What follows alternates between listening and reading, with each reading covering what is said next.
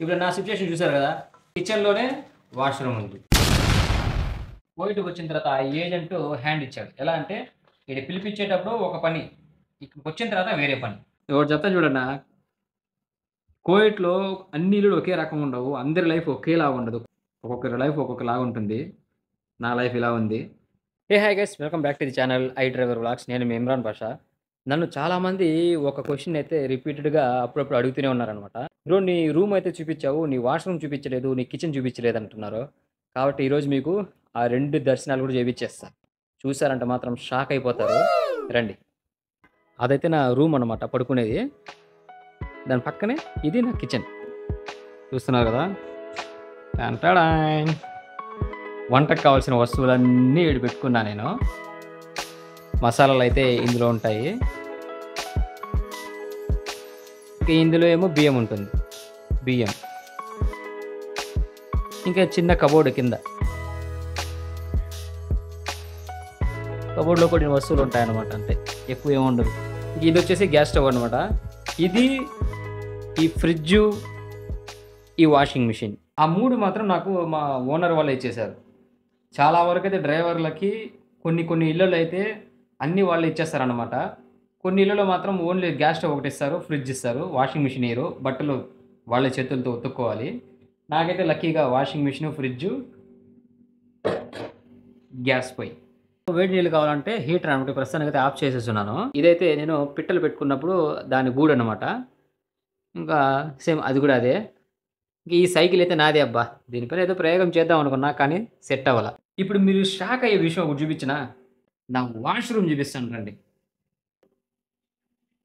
ఇదే నా washroom. Emotional damage. Bucket కనపడుతుంది కదా అక్కడ.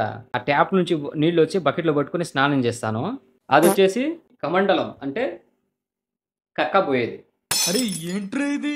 చూడ్డానికి మీకు ఇది చాలా గలీజ్‌గా కనిపించొచ్చు. అంటే ఎలా అంటే, ఏంటి బ్రో నువ్వు వాష్‌రూమ్‌లోనే వంట చేసుకుంటున్నావు, వాష్‌రూమ్ ఏంది, వంట గది ఏంది, పక్కనే ఉన్నాయి అంటే అటాచ్డ్‌గా ఉన్నాయి. ఎక్కడైనా బాత్రూము, బెడ్‌రూము అటాచ్డ్ అయ్యి అటాచ్డ్ బెడ్‌రూమ్ చూసుంటాము. నువ్వేంది అటాచ్డ్ కిచెన్ చూపిస్తున్నావు అనేసి మీరు అనుకోవచ్చు. ఏం చేద్దాం? ఇక్కడైతే ఇదే పరిస్థితి. ఇలా ఉంది కాబట్టే నేనేం చేస్తానంటే, నా కిచెను, వాష్‌రూమ్ 2 క్లీన్‌గా పెట్టుకుంటా. బ్యాక్టీరియా అటువంటివి ఏమి రాకూడదనేసి. నాకైతే సెపరేట్‌గా అయితే కిచెన్‌కని లేదంటే వాష్‌రూమ్‌కని అయితే ఇవ్వలేదు. ఒకటి బెడ్‌రూము పక్కన. ఇది కిచెను ప్లస్ వాష్‌రూమ్ అనమాట. కొంతమందికైతే వాష్‌రూమే లేదు. కిచెన్ కూడా వాళ్ళ రూమ్ లోపలే, అంటే వాళ్ళు నిద్రపోయే రూమ్ లోపలే కిచెన్ సెట్ చేసుకునేసి అక్కడే వండుకోవడము, అక్కడే తినడము, అక్కడే పడుకోవడం. కువైట్‌లో అన్ని ఇల్లులు ఒకే రకంగా ఉండవు. అందరి లైఫ్ ఒకేలాగా ఉండదు. ఒక్కొక్కరి లైఫ్ ఒక్కొక్కలాగా ఉంటుంది. నా పక్క రూమ్‌లో ఒక యూపీ అతను ఉన్నాడనమాట. అతనికి వాష్‌రూమ్ లేదు. జస్ట్ బెడ్‌రూమ్ మాత్రమే ఉంది. అదే ఒక రూమ్ ఉంది. అందులోనే పడుకోవాలి, వంట చేసుకోవాలి, అందులోనే తినాలి. వాష్‌రూమ్ పోవాలంటే వాళ్ళ ఫ్రెండ్స్ రూమ్‌ని యూజ్ చేసుకోవాలి. లేదంటే ఫ్రంట్‌లో వచ్చేసి సూపర్ మార్కెట్ ఉందనమాట. అక్కడ ఆ సూపర్ మార్కెట్ వాష్‌రూమ్స్ యూజ్ చేసుకోవాలి. ఎమర్జెన్సీకి నాది యూజ్ చేసుకుంటారు. కొంతమందికి రూములు కూడా లేవు. నాకు తెలిసిన ఒక అన్న ఉన్నాడు. తెలంగాణ అన్న. మీకు కూడా తెలిసే ఉంటుంది. 1 ½ ఇయర్ నుంచి రూమ్ లేకుండా చాలా కష్టపడ్డాడు అన్న అయితే. రీసెంట్‌గా ఒక వారం నుంచే వేరే ఊర్లో ఒక మంచి రూమ్‌లో రెంట్‌కుంటున్నాడు. వాళ్ళ ఓనర్‌తో గొడవ పడితే అప్పుడు అతనికి ఒక మంచి రూమ్ తీసిచ్చాడనమాట వాళ్ళ ఓనరు. అలాగా కొంతమందికి వాష్‌రూమ్ ఉండదు. కొంతమందికి రూమ్సే ఉండవు. మరి అలా చూసుకుంటే నాకు రూమ్ ఉంది, కిచెన్ ఉంది. దాని పక్కనే వాష్‌రూమ్ గూడా ఉంది. ఏమి కొంచెం గలీజ్‌గా ఉంటుంది ఆలోచిస్తే. అవన్నీ కాంప్రమైజ్ అయిపోయి మన పని మనం చేసుకుంటూ వెళ్ళామనుకో ఏమనిపించదు. ఎవడు ఏదన్నా అనుకోని అబ్బా! మనం మన పని చేసుకుంటూ వెళ్ళిపోవాలంతే. మీకు నేను ఏం వంట చేస్తున్నానో చూపించలేదు గదా! చూపిస్తా. సోయాబీన్. తెలిసే ఉంటుంది మీకు గూడా.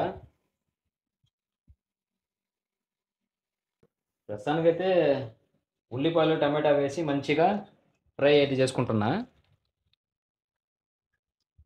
ఇంకాసేపు తర్వాత దాంట్లో కొన్ని మసాలా ఐటెమ్స్ మిక్స్ చేసి, ఆ సోయాబీన్ అయితే దాని లోపలేసి కడపడ అనేసి కలబెట్టేయడమే.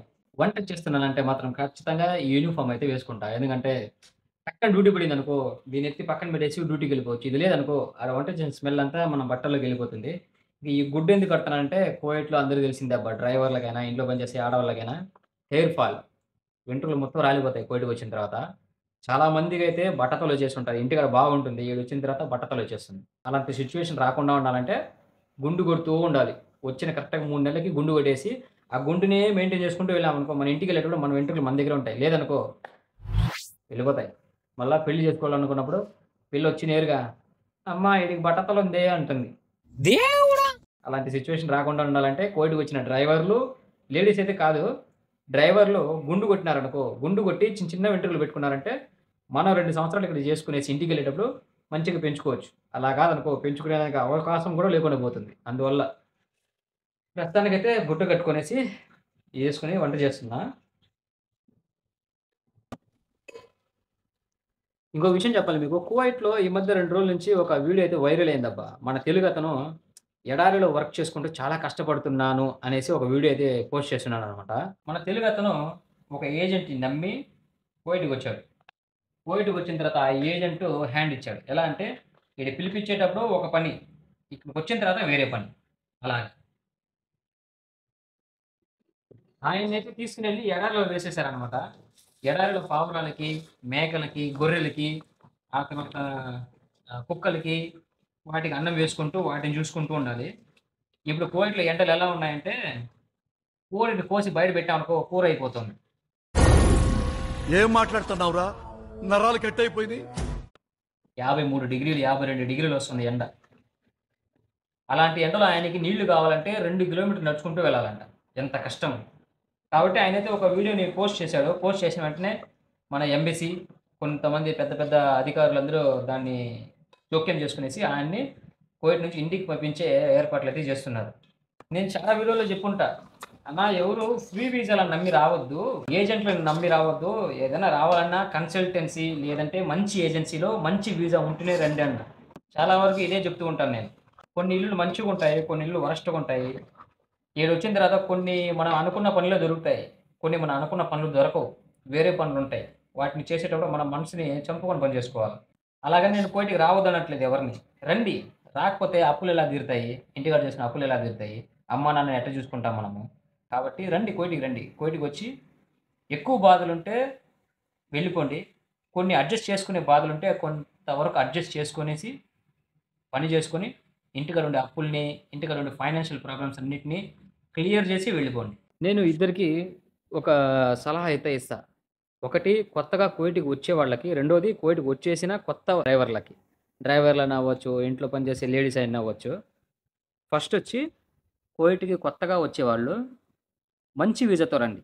ఎలా అంటే మీ రిలేటివ్స్ అంటే మీ బ్రదరో, మీ కజిన్సో సంథింగ్ వాళ్ళెవరైనా తీసుంటే వీసా అది కూడా 1, 2, 3 సార్లు అడగండి. మంచి ఇల్లా? ఎలాంటి వాళ్ళు? ఏంటి ప్రాబ్లమ్ ఏదైనా వస్తే నువ్వొచ్చి నాకు హెల్ప్ చేయగలవా? నువ్వొచ్చి మాట్లాడగలవా? అని అన్నీ 1, 2, 3 సార్లు అడిగి రండి.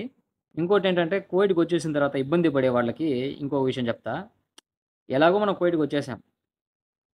ఇంటికాడ ప్రాబ్లమ్స్ ఉన్నాయనేసి ఇక్కడికొచ్చేసాం. మరి ఇక్కడికొచ్చేసిన తర్వాత ఇక్కడ కూడా ప్రాబ్లమ్స్ ఉన్నాయనేసి మనం భయపడి ఇంటికెళ్ళిపోతే ఇంటికాడ అందరూ నోటితో నవ్వరు. వెనకాల ఉండే దాంతో నవ్వుతారు. నిజం చెప్తున్నా. ఇక్కడికొచ్చేసిన తర్వాత ఖచ్చితంగా కొంతమందికైతే ప్రాబ్లమ్స్ ఉంటాయి. కొంతమందికి ప్రాబ్లమ్ ఉండదు. కొంతమందికి ఇల్లులు మంచిగుంటాయి కాబట్టి వాళ్ళు హ్యాపీగా వాళ్ళ వర్క్ చేసుకొని వెళ్ళిపోతారు.